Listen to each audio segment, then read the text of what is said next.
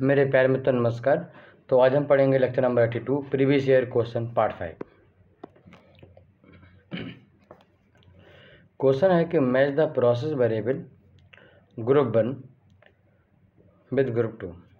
ठीक, ग्रुप 1 में दिया है हाई टेम्परेचर, फ्लो, कंपोजिशन, ये वेरिएबल हैं, पैरामीटर हैं। और ग्रुप 2 में दिया ओरिफाइस मीटर, क्रोमेटोग्राफ, मतलब वो मेथड है, ठीक, इक्विपमेंट है। तो इनको मैच करना है। हाई टेम्परेचर किससे मेजर करते हैं? ओरिफाइस से, क्रोमेटोग्राफ से, रेडिएशन पैरामीटर से, या फिर बायोमेट्रिक थर्मोमीटर से। बायोमेट्रिक थर्मोमीटर से लो टेम्परेचर हम पता कर सकते हैं 200 से कम। तो ऐसी कंडीशन में ए का 4 तो होगा नहीं, ए का 3 होगा। हाई टेम्परेचर बोल दिया इसने, इसलिए उसने बोल दिया भाई हाई टेम्परेचर के बारे में बात कर रहा हूँ, जिससे बाद में आप कन्फ्यूज ना हो।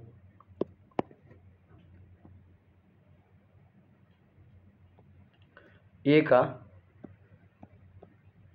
3, फ्लो ओरिफाइस मीटर से, यानी बी का 1। कंपोजिशन निकालना है, liquid composition liquid chromatography, gas की कंपोजिशन गैस क्रोमेटोग्राफी। तो आपकी क्रोमेटोग्राफ से हम कंपोजिशन निकालते हैं, यानी सी का 2। ए का 3 देखो, ए का 3 सी ऑप्शन मिल रहा है, बी का 1 है इसमें और सी का 2 है। ओके, तो सी इज द राइट ऑप्शन। ऐसे यहाँ पर एक क्वेश्चन और है, उसको लिख लीजिए। क्वेश्चन है कि आपको टाउ मैच करना है। पहली लिस्ट में प्रोसेस दी हुई हैं और दूसरी जो लिस्ट है उसमें टाउ दिया हुआ है। पहली में दी है वो ग्रुप 1 है, इसमें प्रोसेस दी हुई हैं, और दूसरी में टाउ की वैल्यू दी हुई है। इसमें दो हैं, पहला है पी है थर्मोमीटर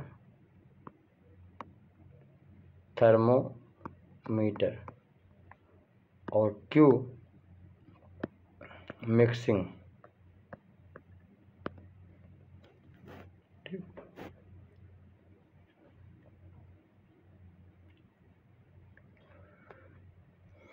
पहला जो दिया हुआ है वो दिया है MCP अपॉन HA, ठीक, और दूसरा दिया हुआ है Q अपॉन B, और तीसरा दिया है B अपॉन Q, और चौथा दिया है HA अपॉन MCP। ठीक,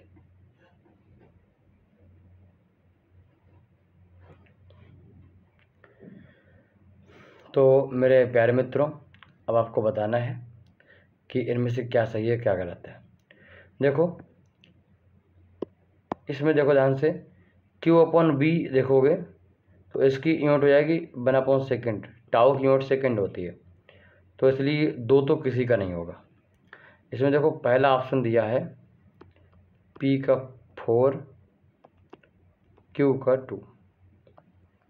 दूसरा ऑप्शन दिया है P का 4, Q का 3। तीसरा ऑप्शन दिया है P का 1, Q का 2। चौथा ऑप्शन दिया है P का 1, Q का 3। तो भैया इतना तो आपको सिंपल बिना पढ़े समझ में आ गया कि 1 अपॉन सेकेंड है 2 का, 2 होगा ही नहीं, 2 इसमें है, इसको कैंसिल कर दो, 2 इसमें, इसको कैंसिल कर दो, 2 तो किसी का नहीं होगा। अब B और इसका बचा, ठीक। अब इसमें तो समझ में आ गया Q अपॉन B जैसा ही कुछ था मिक्सिंग का, तो Q अपॉन B नहीं है तो B अपॉन Q होगा, तो Q का 3 होना चाहिए, तो Q का 3 दोनों में दिया हुआ है, यानी B और D में से कोई एक ऑप्शन होगा। और अब आपको याद करना है कि भाई थर्मोमीटर का क्या है, MC अपॉन HA है या फिर HA अपॉन MC है, ठीक। तो याद होगा MC अपॉन UA करके आया था, यानी MCP अपॉन HA। थर्मोमीटर का है 1, P का 1 और मिक्सिंग का 3, तो यहाँ से D is the right answer, P का 1 Q का 3। चलिए एक क्वेश्चन हम यहाँ पर करते हैं।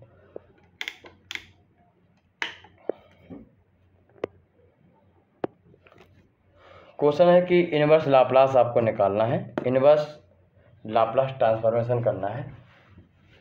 इसका मतलब है कोई फंक्शन एस डोमेन में दिया है, फ्रीक्वेंसी डोमेन में दिया है, और मुझे टाइम डोमेन में निकालना है। तो आपने कहा कि F S equals to 1/s 1+s है। सबसे पहले मान लिया कि a/s प्लस b/1+s सॉल्व किया। जब s इक्वस टू 0 है तो यहाँ से सॉल्व करने पर a इक्वस टू 1 आ गया, और 1+s इक्वस टू 0 है, यानी s इक्वस टू -1 है, तो पुट करने पर -b, यानी b इक्वस टू -1 हो गया। यानी एफ एस जो है वो हमारा 1/s और 1/s+1 है। ठीक, अब मैं इसका अगर लाप्लास इन्वर्स करूँगा, उल्टा करूँगा, तो 1/s किसका लाप्लास होता है? 1 का होता है।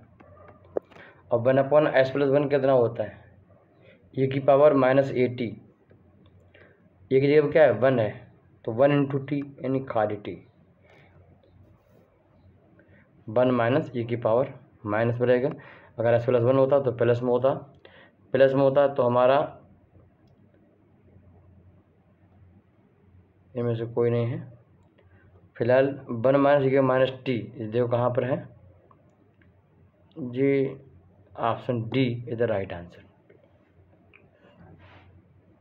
Option D is right.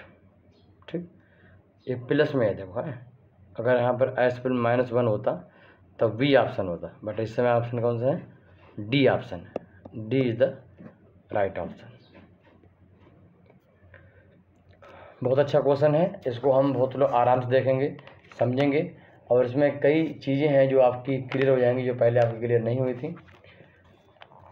मान लो अगर नहीं हुई थी, ऐसा कुछ है नहीं जो पढ़ाया ना क्लियर हुआ हो। कि क्वेश्चन है कि a second order system can obtained by connecting to first order system. कोई फर्स्ट ऑर्डर सिस्टम में, जैसे कि हम कोई टैंक ले लें और हमने इसको इस तरीके से लिया, जो भी है, या फिर इसको आप ऐसे बना लो। जो पहला सिस्टम है, यहाँ से इनपुट गया, इसका आउटपुट दूसरे का इनपुट बनेगा और फाइनल निकल गया। कह रहा है कि ऑर्डर सिस्टम, इसका जो ट्रांसफर फंक्शन है वो 1/τ1s+1 है, और इसका 1/τ2s+1 है। Damping ratio of the resultant second order system. ठीक, आपको डैम्पिंग रेशियो निकालना है, और डैम्पिंग रेशियो का मतलब है जेटा आपसे पूछ रहा है। हमने आपको बताया था कि कोई भी प्रोसेस सेकेंड ऑर्डर हो सकती है, उसके 3 तरीके हैं। पहला तरीका है कि वो खुद सेकेंड ऑर्डर ही हो, इनहेरेंटली हो।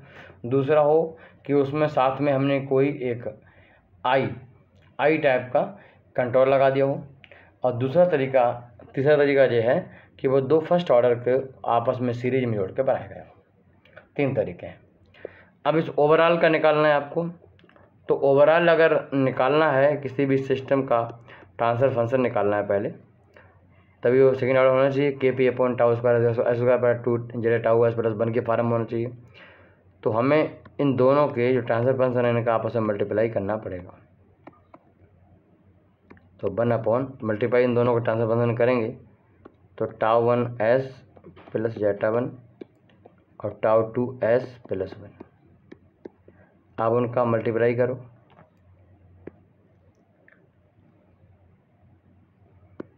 मल्टीप्लाई करने पर τ1 τ2 s² + τ1 + τ2, यहाँ पर इस तरीके से +s+1। ठीक, यहाँ पर क्या करेंगे हम, इसकी हम कंपेयर कर देंगे। 1/, अगर रजिस्टर्ड गेन 0 है, 1 है तो τ² S square plus 2 zeta tau S plus 1। ठीक, हम इससे अगर तुलना करेंगे तो हम देखेंगे 2 zeta tau equals to tau 1 plus tau 2। Overall zeta निकालना है आपको, तो overall zeta tau 1 plus tau 2। ठीक,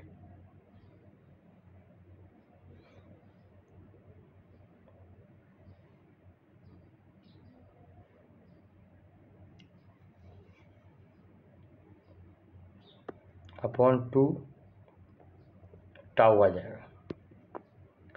टाउ क्या है इसके लिए तुलना करोगे यहाँ से, तो टाउ स्क्वायर इक्वल्स टू है टाउ 1 टाउ 2, तो tau 1 plus tau 2 2 into tau 1 tau 2। ठीक,